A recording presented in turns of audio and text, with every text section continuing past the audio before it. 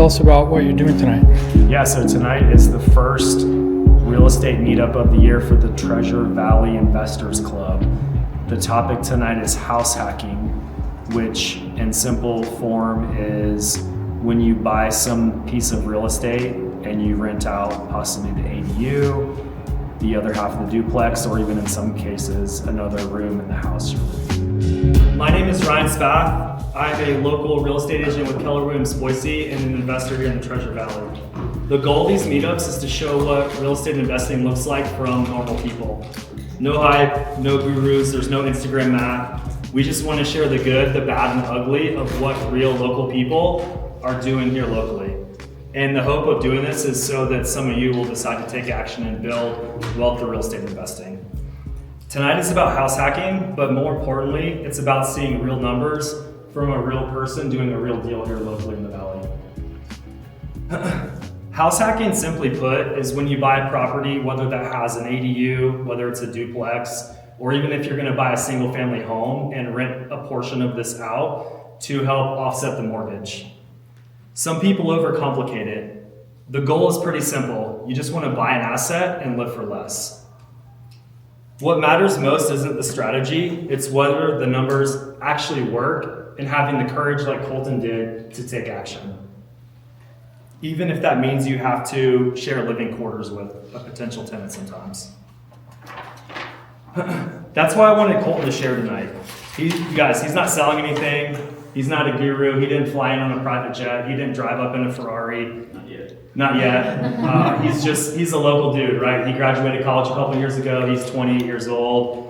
And I just thought it would hopefully add value to you guys how a local person was able to do it. Tonight he's gonna walk you through how he financed it, why he bought the one that he did, the things he would have done differently, and just open floor. So please save your questions to the end.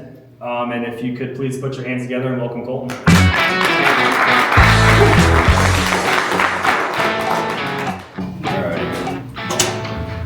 Bear with me, I'm usually sitting at a desk, at a desk job, working at a architecture firm called Cushing Terrell, or renovating the basement of my new house. So speaking's a little bit out of my comfort zone, but what I want to kind of talk about today is how I'm just like a normal guy, and emphasize how doable getting a property can be, even for people that have lost all hope. So if you take a look at my life, just 2 years ago, I was sleeping on my futon in a 100 square foot shed that I renovated in the back of my dad's house. I was trying to save up money to eliminate debt so I could get moving forward with purchasing a house, and so I was kind of doing whatever I could to save a buck. I felt like I was losing the race against the housing market. I have $60,000 in student debt, and the dream of home ownership that I felt like it was slipping further and further away every month. Today, I want to show you how I went from living in that shed to owning a $450,000 duplex on a normal salary with no family money or even a cosigner. So I'm just a normal 27-year-old guy. I grew up in the Valley, in Nampa, in Boise. I graduated from a Nampa public school. I went to college at the University of Idaho, and then got a job. I did the normal, I did what you do, and once I got the job, I was thinking, man, I make some money now, so that means I can buy a house, right? And so a couple years ago, I actually went and got approved, and I was gonna try to find a house within my means. And so at that time, my means only got me approved for $325,000, which I don't know if you guys know anything about house prices 2 years ago. That wouldn't give you anything. My dad's shed was probably worth more than that. And so I came close to acquiring a property, and it maxed out the amount. It was 700 square feet. It probably wasn't going to pass FHA, and my payment was going to be like $2,200. And while I was trying to figure out, I was doing my budget. I'm like, how am I supposed to pay for my student debt? Like if I'm going to be struggling to pay for food, like it was just super discouraging. Like it was really scary. Like I was excited. I was hoping I was going to get the house, the property. Luckily I didn't. Somebody outbid me, of course. I put a bid on that property within a few hours of it being listed. So luckily it didn't go through, and I was forced to sort of re-look at my finances and like what I'm doing with my life. And I was like, I had that moment where I was scared of affording my other bills just so I could like live in this, basically a shed. And I was like, you know what I'm gonna do? I'm gonna get rid of all of my other bills, and then I'll be approved for more so I can try again later.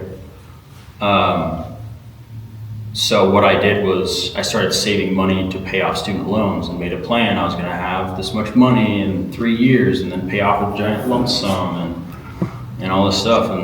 But the house prices didn't go down. They they were going like steadily, a lot slower than 2 years ago, but they're steadily still increasing. So by the time I would have been able to pay off my loans, who knows how expensive houses would be. And so I had a stash of money from living in various weird places. Like I lived in a van at the end of college to save money.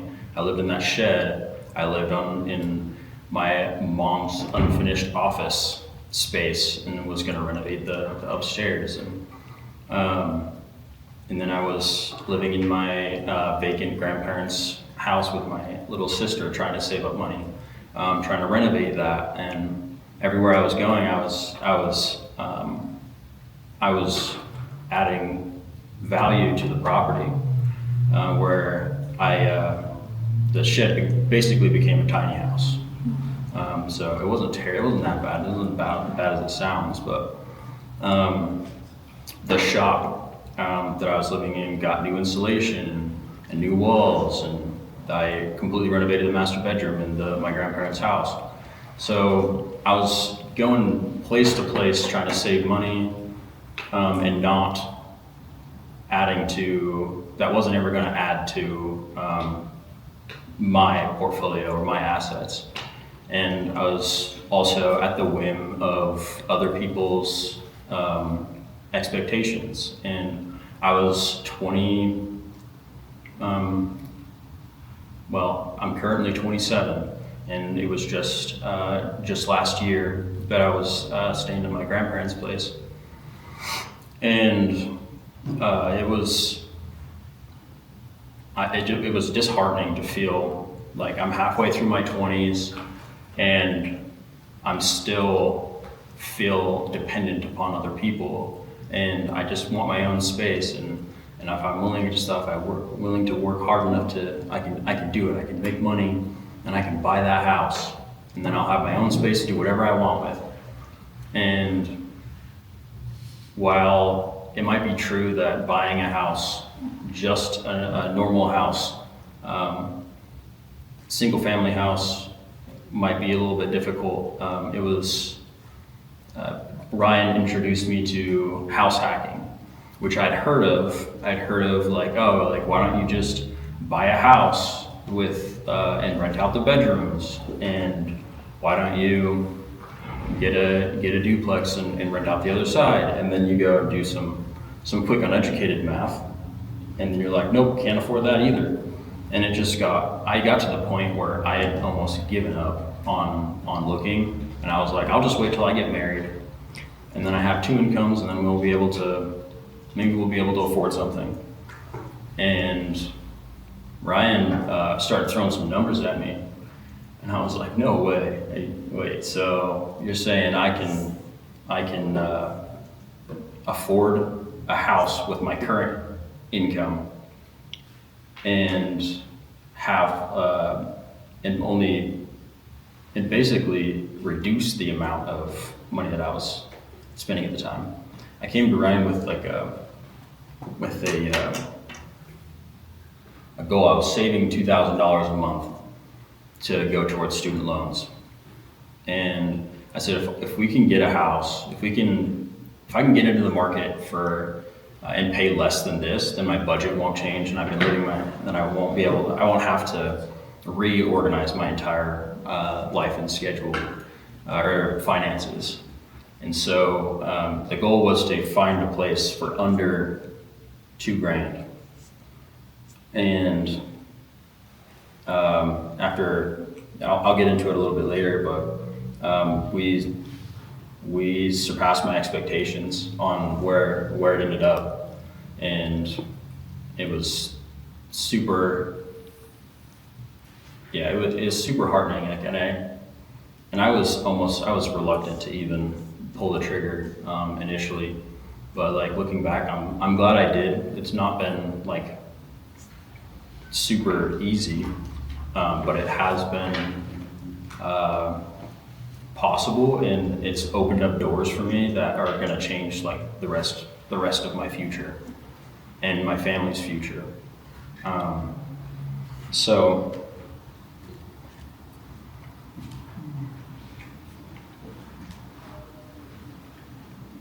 yeah, it was, I guess some of the fears initially going into it were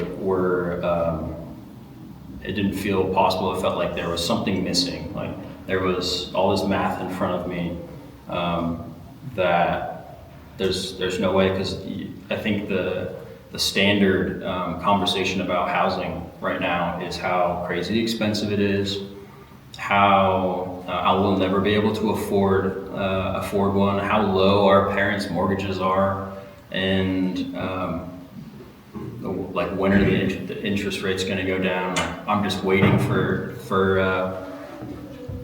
anyways, there's no encouragement to like just pull the trigger.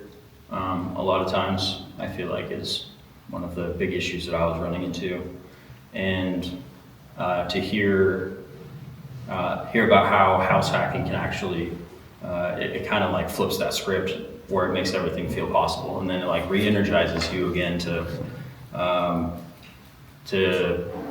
feel better about your future.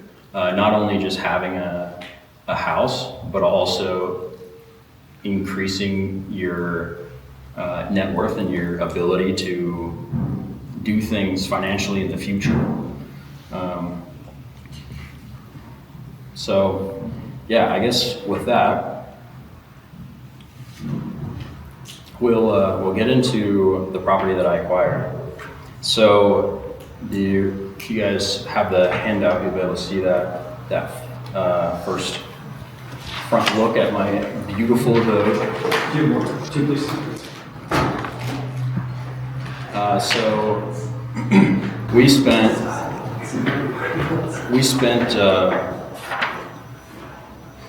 well, we only initially, after all is said and done, we only looked at 2 properties.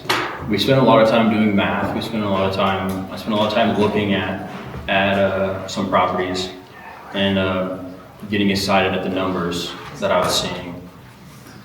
And Ryan met me at this little bungalow house that was upstairs, and it had an upstairs and a basement. And we got there, and it was nice looking from the front. It was kind of a cute little bungalow house, and had a lot of character to it. And we got inside, looked at the basement. There was probably wasn't going to meet the FHA guidelines for like peeling paint on the outside. There was peeling paint on the inside. There was water damage foundation, and the basement was unfinished, and it was previously renovated by God knows what kind of expert or not. So it's always a little bit scary to see when homeowners have done their own renovations. Anyways, it didn't look like it was going to work out. And then we were going to leave, and he says, there's actually another property down the road. So we go and take a look at that. We saw the picture that you're seeing right there. Like, it didn't look like anything great. It wasn't super, doesn't have a lot of, didn't have a lot of character. It was kind of a generic looking house, and it didn't really stand out, but you know, we were around that area, so why not? And so we go and look at it, and we walked in, and it was super clean. It was for the age.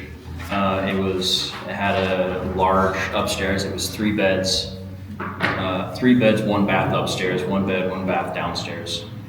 The downstairs had been newly renovated, which was super exciting. At the time, it was one of the driving forces making the purchase. It just felt like that would be a nice selling point for renters. And it also had split power, so the meters were separate, which would make it easier to manage the up and the downstairs bills. So it was also super close to downtown, not too far from where I grew up, close to my family, and close to most of the stores and stuff that I was used to going to as a kid.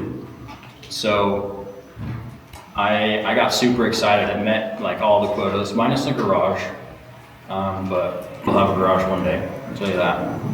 We use a shop, lots of tools, but for the criteria we were using to look for something, like the math worked out, where we were thinking, I think we worked out the numbers to be, the payment to be like just around $3,000, just under $3,000 a month for the mortgage, and we were looking around the area at other rents so we could find out what we could charge for it. And we were getting, I think it looked like it was gonna work out pretty well in our favor. It was pretty close to break even, which wasn't a problem since owning property is the longer you own it, it's appreciating itself. So having it in your pocket instead of in the bank, or having it in the house instead of in the bank, it's generating a little bit of wealth for you. So if I could cover all of the rent could cover the mortgage, I'd be happy. And with the FHA, you need to live there for the first year. So that was my plan. I was going to live there for a year in the basement and work on some stuff, whatever I needed, and then move upstairs and then fix that up. And then the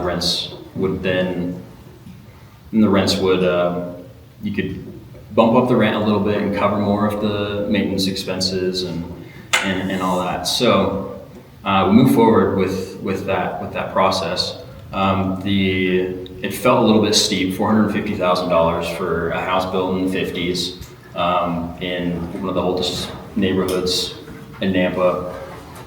It felt wrong, but I knew that was going to be a reality. Is like the numbers weren't going to be fun, but as long as they worked out, then I felt comfortable with what we were doing.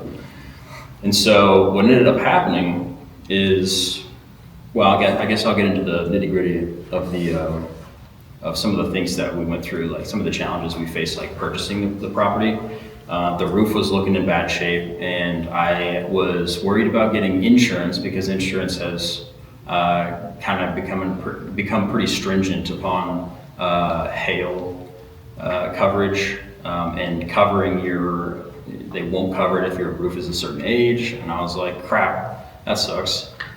So I wanted to make sure, for sure, that I wouldn't have any trouble getting insurance for the house.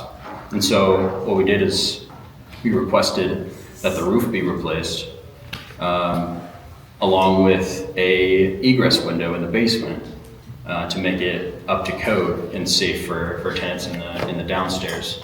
And there was an oil tank there was an old oil tank that held oil for the furnace that needed to be abated, so that there's no contamination of the soil, and that I'm not liable for any of the contamination of the soil. And so we got all of those. Our offer was basically, we also got concessions, 3% concessions to cover all of the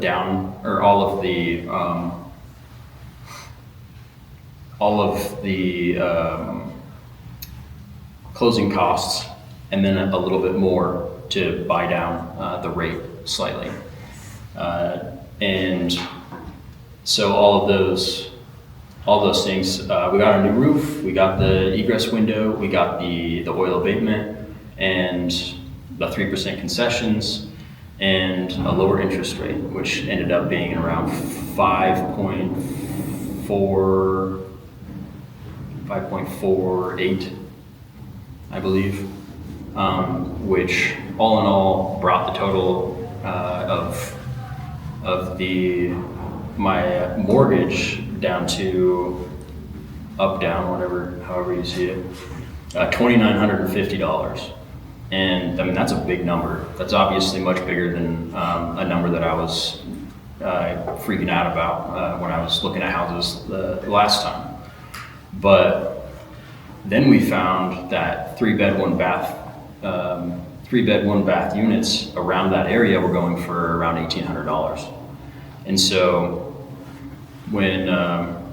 but initially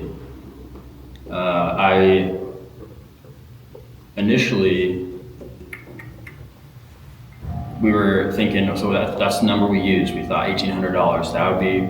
That would be fantastic. It's an old house, but if we can get that, then that'll bring the cost down to like $1,150 for me. It went from $2,200 for a 700 square foot property covered with no method of, that'd be fixed. I wouldn't be able to have to pay that, to $1,200 owning a $450,000 asset and living, and also having a place to live that's my own. But we thought I was gonna renovate. So we had a month to make the first payment. So we had the idea, if we can get this rented sooner, then I would have a payment, the first payment. They would make their first payment before I made my first payment. So I would have like insurance for if they got late, if they had made a late payment or not. So we closed on 9/11, which is a nice, easy day to remember. But we wanted to have them in by October 1st. And if we didn't, if I didn't do that, it wouldn't be the end of the world. I had some work that I wanted to do. But just for funsies, we thought, well, what if we put it up for more than we thought we could get? And the worst that can happen is nobody gets it, and I have more time to work on the house and redo the kitchen. Because I was about to give myself 2 months to redo the entire kitchen. We posted it at 1,900 while I decided whether I should or not. And it got a lot of traffic, and eventually got somebody lined out, an older couple with a son that wanted to that was willing to rent at that price with no changes to the property. And so thank God, because the kitchen renovation probably would have gotten out of hand like they always do. And so now I was sitting with, I just bought this property. I have $1,900 in my pocket before I even make my first payment on this house. And then I have sort of mortgage insurance by having them lined up to pay that for the next year, the year lease. So I was in a pretty good position, other than I decided I would add a door an exterior door to the property, just to separate the entrances and make it a little bit nicer of an experience for each tenant. So we're not walking in front of the downstairs. A tenant isn't walking in front of the upstairs tenant's windows to go back and around the house. And then I have plans to put up a fence and stuff and kind of like just make the whole experience a lot smoother. But from that point, within not even 18 days, I had I was paying $950 in rent for my new house, and having in my own space. So I'm in the downstairs now, and originally it's just crazy to think like I came into this thinking if I can get into the housing market for under $2,000 a month, I'd be happy. So we halved that, and then I have.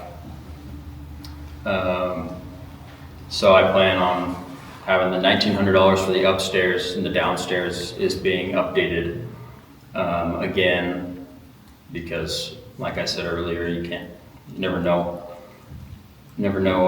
who did the renovation. In this case, I do know, and it wasn't right. So there's lessons and and a little bit of. Anyways, the downstairs is going to be brought up to code and safe, and going to be we're thinking around $1,500 for $1,500 in comparable 1 bed, 1 bath, larger, like 1,200 square foot space around the area. And so if you go 1,500 plus the 1,900, that leaves around $400 a month more than the mortgage, which should cover maintenance for the life of the property. Hopefully the maintenance that goes into an account that then builds up to cover any costs that happen down the road. And so once I've got the upstairs and the downstairs rented, I can move on from that property as something that, even if I broke even, is appreciating in my pocket and I can use as a tool for other financial decisions down the road. And it's at almost no cost to me once everything is set up. And yeah, that's been kind of that's been mind-blowing to really think about. And that's not something that I thought that I would ever do. I hear plenty about people talking about that, talking about doing it, and I just kind of brushed it off as like, nah, like I can't do that. I can't be a tenant, or I can't be a landlord. Like I don't have experience, and I didn't. And yeah, it was a little bit daunting at first, but there's lots of resources. There's a lot of resources out there that help get you through that first month or two of contracts and shoring yourself up legally as a property owner. And and then sort of developing your own version of what it means to be a landlord, kind of like blurring the lines or straightening the lines between, you know, friendly neighbor and tenants. It all kind of just comes naturally. I wouldn't say that I was prepared for any of it other than having stress saved all my money.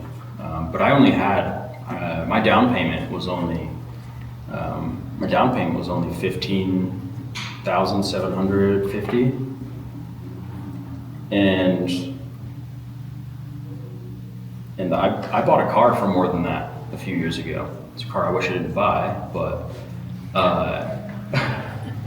inside joke for the family.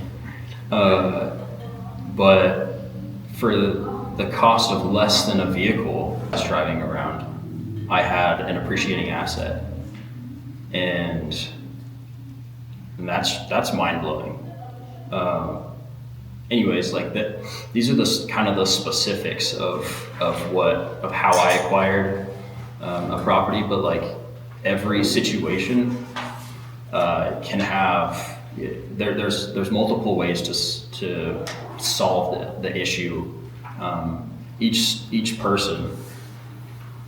These are just the solutions that we found, or the tools that we used for my specific situation. But there's so many other methods of financing, and I guess I should mention also, I didn't realize before going into this that whenever people talk about just buy a duplex and then rent out one side to pay your mortgage, they never mention like the best part about the whole thing, the way that I was able to be approved for more, is that you can use a portion of the projected rent of the property that you're buying to add to the amount that you're approved for, and that's the difference between having a $325,000 budget and a $450,000 budget. And yeah, that's something that I probably should have touched on. That's one of those things that excited me, and it should excite you. Just like it's one of those tools that allow this all to be possible for the normal dude on the street that's feeling hopeless about the housing market. It's an extremely hopeful thing, and it's a tool that I think more people should be aware of, and more people should be utilizing. And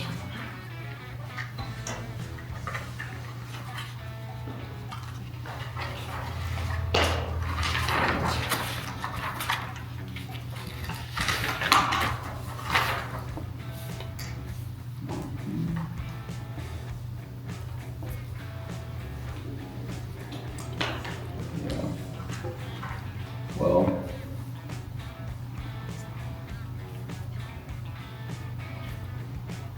kind of wrap up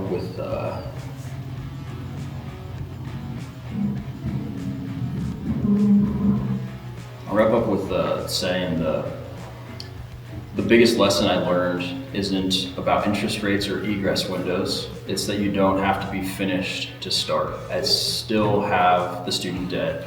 I'm still a normal guy, but instead of pouring my effort into someone else's asset, I'm building my own. If you're waiting for the perfect time or the perfect bank account, you're gonna be waiting forever. Run your numbers, find your Ryan, and get in the game. If you guys lived in a shed, if the guy who lived in a shed can do it, I promise you can too.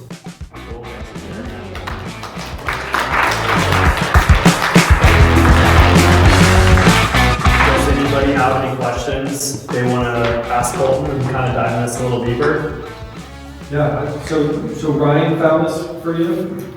Yeah. How'd you know he wanted to do this? Like, just took him to coffee. I knew he looked prior, and I knew his experience. This was before I was an agent, and I'm an investor myself, and I told him about it and said, let's grab coffee. And we did, and then I teed him up with a lender, ran some numbers, and just gave him the information he ran with it.